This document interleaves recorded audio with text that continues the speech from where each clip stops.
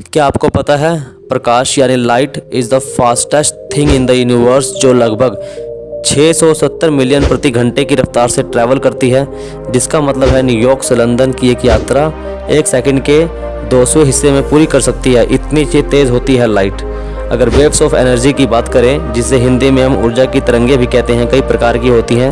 वैज्ञानिक उन्हें तरंग दैर्ध्य यानी वेवलेंथ के अनुसार व्यवस्थित करते हैं। जितनी वेवलेंथ यानी तरंग की एनर्जी ज़्यादा होगी, उतनी ही ट्रैवलिंग डिस्टेंस कम होगा। तरंगों की पूरी श्रृंखला को ट्रैवलिंग विद्युत चुंबकीय स्पेक्ट्रम के रूप में जाना जाता है। वेवलेंथ की एक विस्तृत श्रृंखला को हम इलेक्ट्रोमैग्नेटिक स्पेक्ट्रम या ई स्पेक्ट्रम कहते हैं। वेवलेंथ फ्रीक्वेंसी के घटने बढ़ने के क्रम में स्पेक्ट्रम को 7 क्षेत्रों में डिवाइड किया जाता है। ये 7 टाइप के होते हैं। फर्स्ट नंबर पर radio waves, second number microwaves, third number infrared radiation, fourth number visible light, fifth number ultraviolet radiation, sixth number X ray, 7 number gamma rays. अब जानते हैं कि रेडियो तरंगे वे विद्युत चुंबकीय तरंगे होती हैं जिसकी वेवलेंथ 10 सेंटीमीटर से 100 किलोमीटर के बीच में होती हैं। ये सबसे बड़ी तरंगे होती हैं।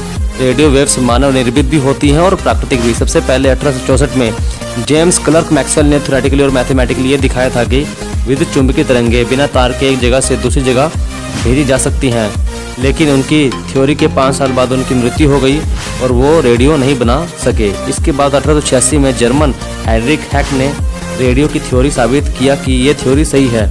इसके बाद 1890 में इटालियन साइंटिस्ट गुगलिएल्मो मार्कोनी ने वायरलेस टेलीग्राफी पर काम करना शुरू किया जब वो सिर्फ 16 साल के थे, और 1900 में उन्होंने पहली बार रेडियो संदेश भेजकर दिखाया था, वो भी अटलांटिक महासागर में तैर रहे जहाज़ों के रेडियो ऑपरेटरों के पास। है ना मजेदार चीज़। नंबर 2, माइक्रोवेव्स एक प्रकार के विद्युत चुंबकीय विकिरण किरणें होती हैं। यह तरंगे अल्ट्रावायलेट, एक्सरेज और गामा रेज किरणों जैसी होती हैं, जिनकी वेवलेंथ 1 मीटर से लेकर 1 किलोमीटर तक होती है। अगर दूसरे शब्दों में कहें तो इनकी फ्रीक्वेंसी 300 मेगाहर्ट्ज से लेकर 300 गीगाहर्ट्ज के बीच में होती है।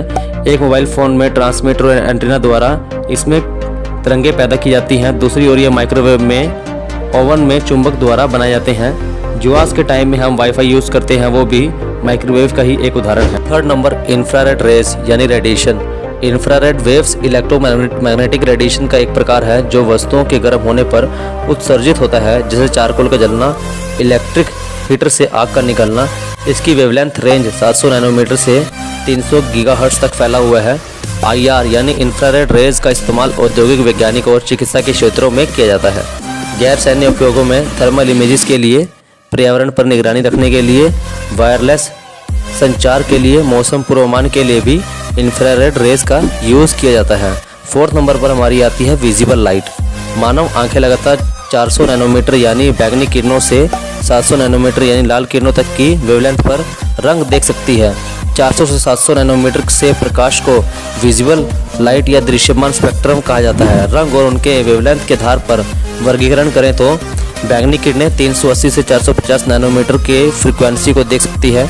नीला रंग 450 से 495 नैनोमीटर, हरा रंग 495 से 570 नैनोमीटर, पीला रंग 570 से 590 नैनोमीटर, नारंगी रंग 590 से 620 नैनोमीटर और लाल रंग 620 से 750 नैनोमीटर की फ्रीक्वेंसी पर रहती है। बैंगनी लाइट का सबसे कम वेवलेंथ होता है, जिसका मतलब है कि इसकी उच्चतम आवृत्ति यानी फ्रीक्वेंसी बहुत कम होती है, और लाल रंग में सबसे कम वेवलेंथ होती है। इसका कारण सबसे छोटी फ्रीक्वेंसी होती है जिसमें सबसे कम ऊर्जा होती है। फिफ्थ नंबर अल्ट्रावायलेट रेज, जिसे हम पराबैंगनी किरणें कहते हैं। क्या होती हैं?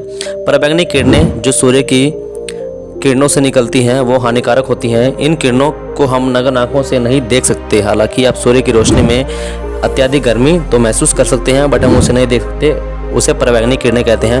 पराबैंगनी किरणों का एक नुकसान यह होता है कि अगर कोई ज़्यादा पराबैंगनी किरणें एब्जॉर्ब करता है तो उसको कैंसर का खतरा, स्किन कैंसर का खतरा बना रहता है। 6 नंबर एक्सरेज।